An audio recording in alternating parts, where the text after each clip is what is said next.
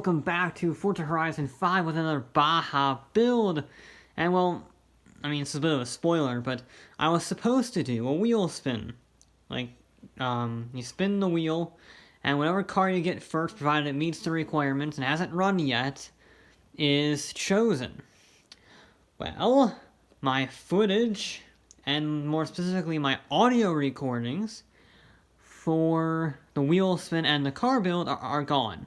So, spoiler alert, it's a Mitsubishi Eclipse. Very disappointed.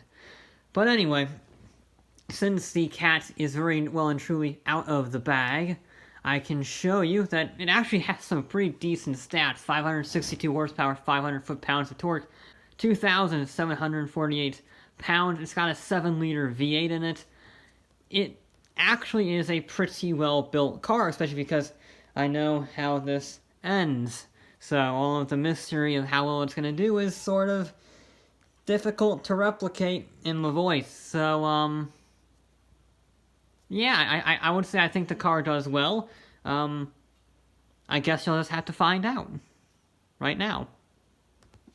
Okay, the Eclipse is going to have to beat the Ford Bronco R welcome pack with a 232.2. Had to make sure there.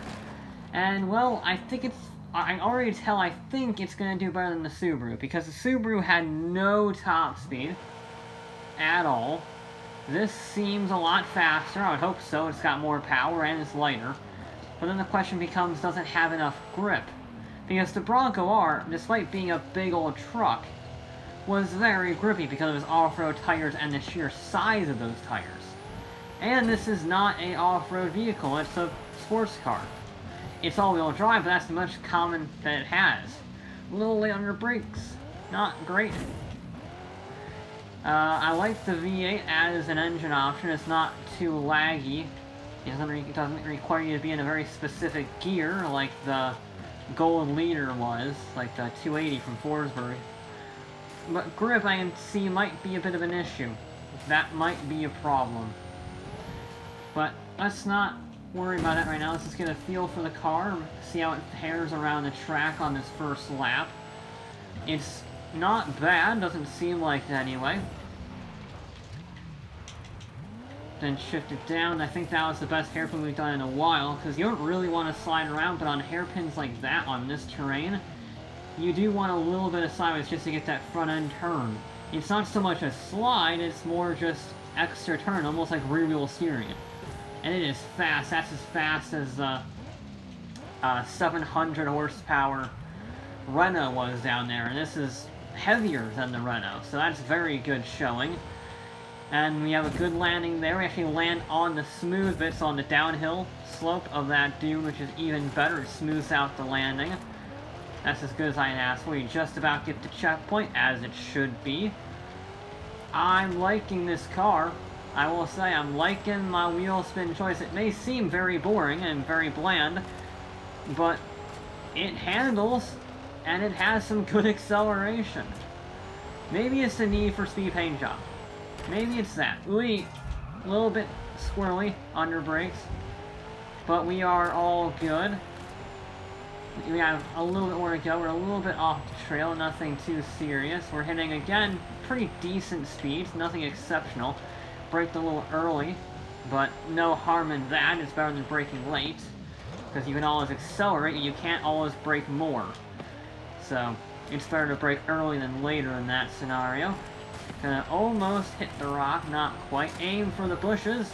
A little bit of a wheelie. Maybe downshift. No, don't downshift on that one, and then we are across the line. Fullest of time. Oh, that's good. On its first run, it is a few hundredths of a second off to Forsberg. And the first run is almost never the fastest, so maybe this can come close to the welcome pack Bronco. Apparently that's a very difficult vehicle to beat. We'll have to wait and see, though. We're not going to have to wait long, though. I think this is all going to be about cleaning up the lines, perfecting the gear shifts, and being brave, because that was a pretty solid first run. No major mistakes, but I played it a little safe. So, It's all about just perfecting the run.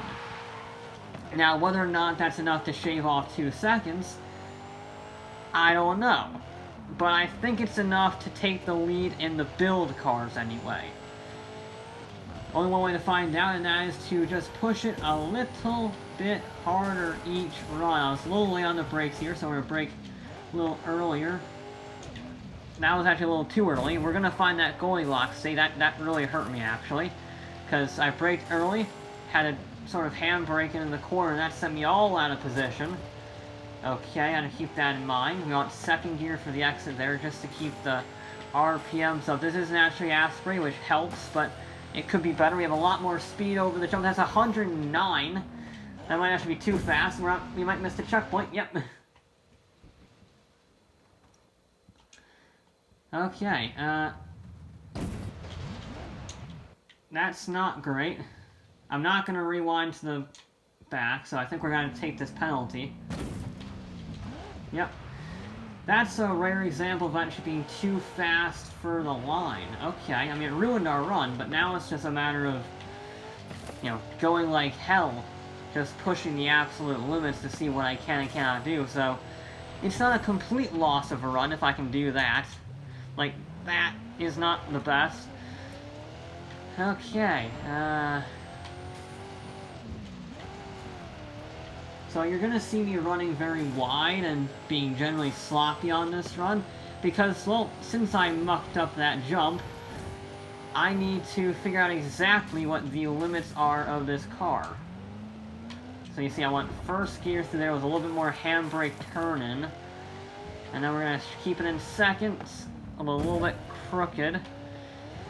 It is all about experimentation now, trying to get used to the bumps, trying to get used to the jumps, trying to see how much turn I can get, how much speed I can carry. That's the key now, because this run is super burned, so you might as well make it educational and valuable to your future third run. That does mean the third run is going to be do or die, but, you know, that's sometimes what happens with these. You might as well be as prepared as possible for that run. And you see me brake a little later there. It's a very sloppy run, but I'm sort of okay with that after the start. Just a matter of keeping everything in check and learning from it. Oh, that's some good speed through there. That's some very good speed through there. I'm going to drop it down to first for that corner, that hairpin. And then it's just a matter of flat out using the wheelie to our advantage, and then perfect run through there, keep it in fourth, and we are across the line. It's a terrible, that's a 2:30, that's a 2:42. But it all comes down to the third and final attempt. This has to be the Goldilocks run. We had a decent first run, but a little bit cowardly. We had a terrible second run that was way too brave. Intentionally at the end, but still too brave. And now we have to get that nice middle spot. There we go. We don't have any launch control, which means we can career in the right rev range. That's nice. And then brake a little early and turn it in, carry the speed. Not really. I don't know why it did that. It worked well on the first and the second run, and then the one run that actually truly matters on it decides to run wide. Okay, now brake, lift off, and turn in. There we go, that's a better run. A little bit wide still, but I'm carrying speed, so I'm gonna, you know, accept that. Now, we're gonna have a pretty quick run on the exit here. We have to be weary of that. We don't really want to go more than like 107 over this. That's it, that's good. A little bit of a lift just to settle the car, because it can get quite violent on the landing there. And then downshift it. Oh, we didn't get the handbrake right. Okay. We didn't get the handbrake right, so I sort of bogged down. That was good speed carried through there. Okay, come on Eclipse. I don't know how many times I've called this an Evo, just because Mitsubishi makes the Evo. Hopefully I didn't do that too often. Come on. Come on. Keep it in second. Rev it up. There we go. Landed. Sort of okay. That wasn't the cleanest run. It wasn't as clean as the first one, but it was better than the second. There we go. And then downshift. Trying to hit the rocks. Again, the rocks don't matter too much. It does kill your momentum a little bit. We're actually going to keep it in third. It's going to rev line. Sure. A little bit. You can tell I'm focusing. I'm not speaking English properly. That was a good run through there. We had a good switchback. We rev lined it a little bit, but it's not terrible. I'd rather rev line it. I'm just gonna keep that from now on. You know, I know it's supposed to be red line, but rev line, that works too. Not as great through that corner, but we made the checkpoint with no problems. There we go. Now just one more chicane to go. Come on, baby. Please be faster. Don't be last. I guess it's definitely a faster run, but is it fast enough? Oh! I think it's the best one yet. It is. It's the fastest of the build cars. A 2:33 point. I didn't see the rest of it. 2:33.398. It's a second off the Welcome Pack Bronco, but it's also 0.7 of a second faster than the Renault and a whole second faster than the Forsberg. Very good showing, Eclipse. I'm very pleased. It had the acceleration. It had the high end. It just didn't have the handling, the grip that Bronco did. The Bronco had a very good balance of power and grip. But we will eventually find a car, that will be able to match that and exceed it. But in the meantime, that will be it for this episode of Forza Horizon 5. I'll be back with more